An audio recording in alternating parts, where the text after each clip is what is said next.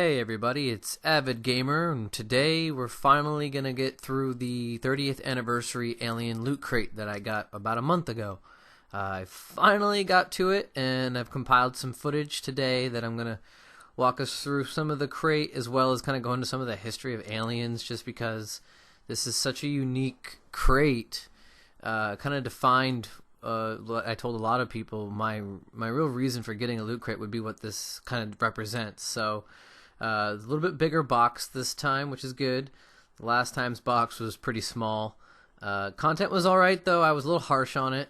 A little bit more harsh than I should have been. But in this box, I already went ahead and opened it. This isn't really an unboxing. It's more of me just kind of describing some of the cool stuff that's in the box that I really enjoyed. So we're going to kind of get into it now and take a look here. They always give you a shirt.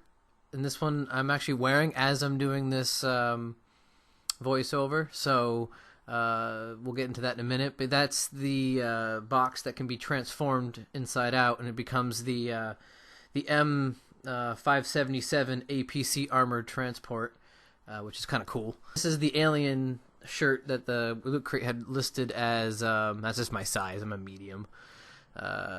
Basically, it's the Bug Stomper decal that's on the side of the Cayenne dropship, or the UD4L. I mean, that's a really weird distinction, but I did look it up. That's what it's called, and that carries the 577 dropship.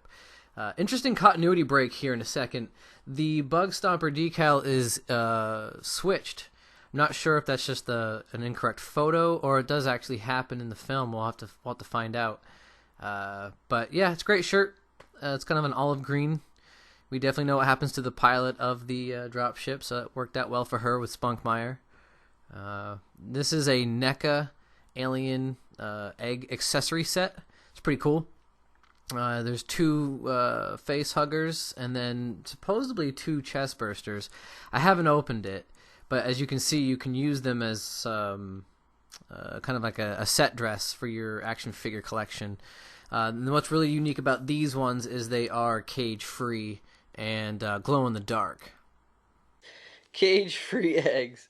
Yeah! We have here the Aliens 30th Anniversary Complete Collection hardcover. And this is the Loot Crate exclusive alternate cover. That's the one you can get on Amazon right now for $35. This is the one you get with the Loot Crate, so haha. It's beautifully rendered in black and white panels. Got a blue border that kind of supersedes the pages. Just, a lot of action panels too, which are really, really neat about this particular collection. Another really awesome part is just canon-wise is supposedly, where the films want to go now. So when it was written, this was going to be the continuation of the series. But Alien 3 kind of threw that out the window. Next up, we have a very interesting item. At first, when I saw this, I knew that it was a stand, and I noticed that I'm like, okay, this has got some kind of technical tape on there, and that you can peel that off and it'll be clear. So that's to keep fingerprints down. I'm not sure where I want to display this particular Loot Crate item from the Alien box yet, so I haven't done that. But yeah, it's a metal film poster that was in Japan. So it has the Japanese characters, or kanji, correct me if I'm wrong. Beautiful though. Pure metal, very glossy, high finish, shiny. It has that awesome stand. If I were to be, to take the actual tape off, I could display it. But I don't know where it's going to go yet. Just wish it was a little bigger. Or at least, maybe point me in the direction where I can get a bigger version of that. That's really, really, really well done. I would love to see that. And real quick, we have two pieces inside the box that are going to go to help creating the APC a little bit later. And what we have here is a very well done kind of character sheet that Loot Crate likes to do that describes all the content in your box. But they've done it in that classic Weyland-Yutani kind of like top secret dossier style. And then we have the Titan vinyl figure. That's the largest physical item of the set. If you like figures and exclusive figures, ones that glow in the dark, believe I've got some information on that. Here's a quick look of what it's like when you have it exposed to light and then you kind of put it in a dark spot. I also do a size comparison so you can kind of get an idea of how big it is compared to the other kind of like collectible figures. It's a little bit bigger. If you're into that kind of thing, you know. It's got a nice enough box. You can keep it pretty much intact while you collect. That's pretty much it for the Loot Crate items. So I decided to break into the Hero Cross metal hybrid figure. I have the Alien and the Scar Predator from Alien vs. Predator.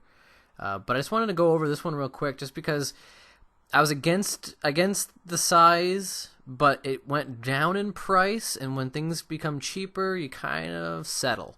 So I decided to pick up this to go to my collection. And behind all these figures and toys, what's that, you say? That is the Alien vs. Predator issue number 1 that was produced after the Dark Horse Presents run, where they kind of teased the idea of what they could do with the 2 Fox franchises since they did have the rights to do independent comics. They kind of melded them together and got what we have now, which is hilariously awesome. All in the same sentence. I mean, honestly, one of the most fearsome creatures meets one of the like sci-fi's biggest brutes, and they just kind of go at it, and then we're just in the middle. And just like all the slogans always say, you know, whoever wins, we lose. We're gonna get our asses handed to us. Now, what was really interesting about the films and the comics was the character. I think it's. Alex Woods was the name of the female in the film version, but I think it was Makita or Makito. It was Japanese based though, and I totally understand how the films, as much as they played homage, you can see here, you can't go full on comic book in that kind of movie, especially for a movie that pushed PG-13. I had a hard time with that, but I do remember mentioning in the theater, creaming my pants. As they say. One of Dark Horse's more ambitious crossovers was Batman vs. Predator, the collector's edition, all of the series put together. I do have this, I don't know where it is, but it was a fantastic kind of mini-series story of what would happen if the Predator met Batman in Gotham City. As you can see, Batman doesn't fare so hot in the beginning. You know, it starts off as just an investigation. He does all his detective skills, trying to figure out why people are losing their heads. After Predator kicks his ass, though, he kind of wisens up and builds himself a nice, shiny new suit. I do actually prefer this suit over Batman Beyond and Batman vs. Superman, or as they, Batman Returns, Frank Miller run. And then, he just goes right at him. I don't want to spoil anything, but it's pretty obvious what happens here. I mean, which one of these 2 characters is more disposable? You do the math. Still a lot of fun, especially in the reruns when he goes up against Mr. Freeze. After that, Dark Horse just went crazy with all the different licensings that they've got. You can see pretty much, if you could think, it's like a Rule 34 on Alien vs. Predator, just Alien Predator franchises together. Yeah, this is the Alien Colonial Marines Collector's Edition. It's really it's the best part of the Collector's Edition, not the game. Definitely not the game. Don't touch the hot lava. We're gonna have to go come down on the rim. Oh shit, that is hot lava. Oh, fantastic. Colonial Marines had so much promise. There are some redeeming qualities about it, but overall it's just a polished turd. As promised, APC is complete with cannons and perfect window, even though cannon-wise it's on the other side. Fun fact about the APC in the Aliens movies is that it's actually a retrofitted Hunslet air tractor towing vehicle that they ended up having to remove 44 tons of lead ballast out of. It took them only 2 weeks. Even that would impress Brett. I hope everyone enjoyed my Aliens Loot Crate / kind of trip down memorabilia lane, as they say. If you like what you saw, subscribe. If you want to see something different or more of the same, let me know in the comments. Otherwise, everyone, have a great day. It's me again. Hi! Like and subscribe.